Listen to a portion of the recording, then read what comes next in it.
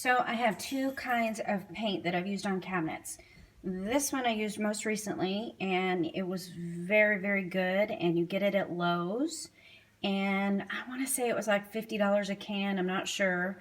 The thing with it is you definitely need to do a top coat with it because I don't think it's durable enough to do without the top coat. And they told me at Lowe's that it would be good enough, but I don't think it is.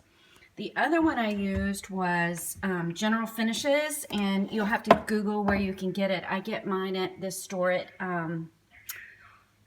Deer Valley and maybe 7th Street or 7th Avenue, something like that. But I know you can get it at other little places. They don't have it at Home Depot or Lowe's.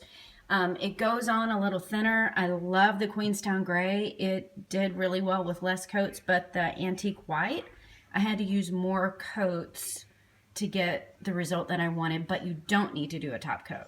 So those are my paints that I recommend. These I think are about 80 bucks a gallon.